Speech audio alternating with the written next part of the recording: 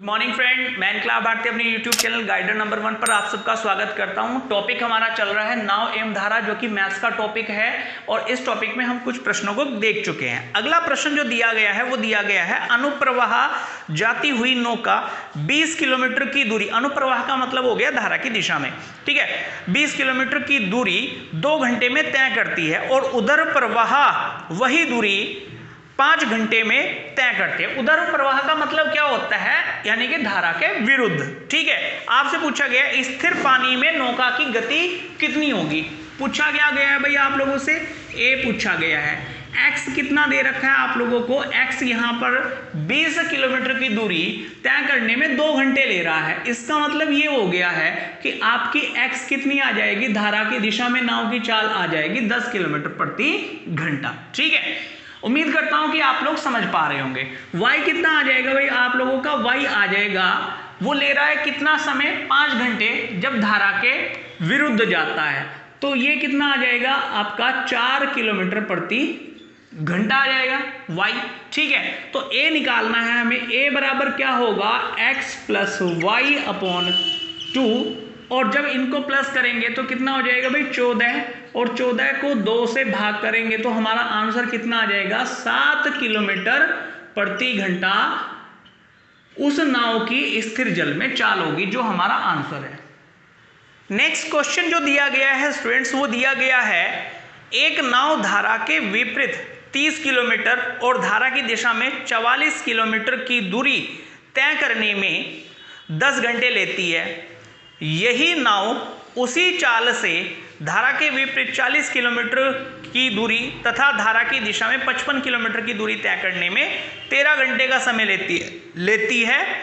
शांत जल में नाव की चाल कितनी होगी, ये हमें पता लगाना है। तो भाई मेरी बात बड़े ध्यान से सुनो, जब वो धारा की विपरीत दिशा में जाती है तो कितना जाती है, धारा के विपरीत दिशा में जाती है 30 किलोमीटर, और धारा की दिशा में कितनी जाती है, 44 किलोमीटर जाती है, ठीक है। और फिर दिया गया है हम लोगों को कि टाइम कितना ले रही है, वो टाइम ले रही है 10 घंटे का।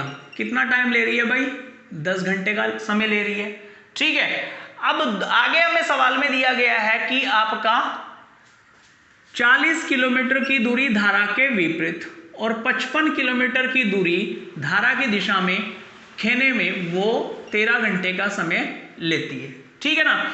तो इस तरह के प्रश्न को स्टूडेंट्स आप लोग क्या मान लेंगे भाई, धारा की दिशा में नाव की चाल x मान, धारा के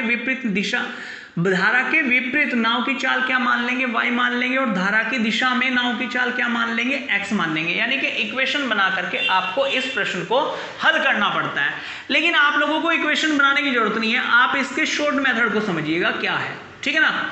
तो बड़े ध्यान से समझिएगा आप लोग।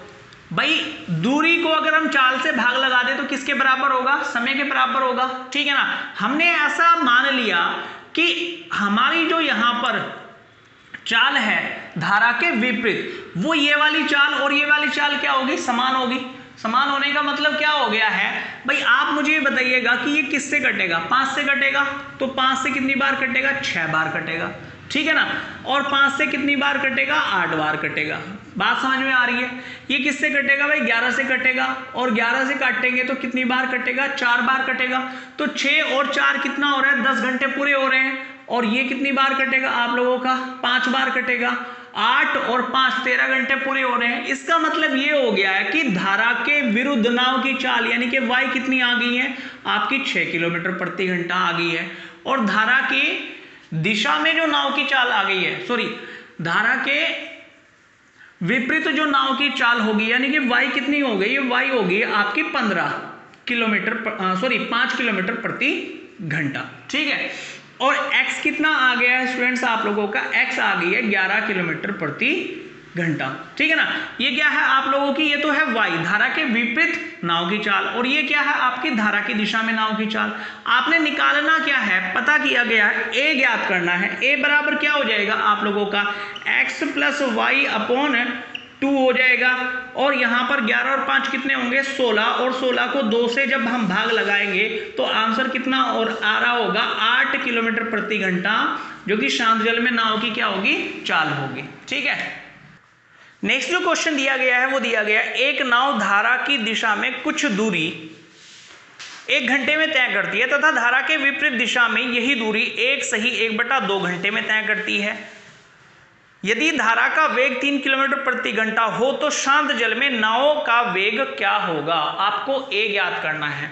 ठीक है भाई, अब धारा की दिशा में जब नाव चलती है तो मुझे आप ये बताइएगा कि वो क्या चलेगी भाई, धारा की दिशा में नाव की चाल जो होगी वो आपकी शांत जल में नाव की चाल प्लस क्या हो जाएगी, धारा का वेग हो जाएगा। धारा का वेग कितना दे रखा है आप लोगों को, 3 दे रखा है सवाल में, ठीक है ना। अब उसके बाद में आपको पता है कि ये जो चाल है इस चाल में यदि समय से गुना कर दी जाए तो हमारी क्या निकल करके आ जाएगी, दूरी निकल करके आ जाएगी। ठीक है, और इसके द्वारा यानी कि धारा की दिशा में चली गई दूरी और धारा के विपरीत दिशा में चली गई दूरी दोनों क्या है, बराबर है। ठीक है ना, लेकिन कब बराबर है, जब धारा की दिशा में, सवाल में देखो दिया क्या गया, दिया ये गया है कि भाई धारा की दिशा में नाव जो है कुछ दूरी तय करती है किसी समय में, ठीक है ना, और वही दूरी तय करने में क्या ले रही है, 1/2 घंटा ले रही है, यानी कि कितना टाइम ले रही है, 3/2 घंटे का टाइम ले रही है। 3/2 घंटे का टाइम ले रही है तो इसका मतलब क्या हो जाएगा, इसकी मल्टीप्लाई तो हो जाएगी भाई यहाँ पर, ठीक है ना, तो ये कितना हो जाएगा 2a + 6 हो जाएगा, और ये कितना हो जाएगा 3a प्लस कितना हो जाएगा -9 हो जाएगा। ठीक है ना, उसके बाद में a को इधर लेकर के गए, इसको इधर लेकर के आए हैं तो कितना हो जाएगा, a बराबर हो जाएगा 15।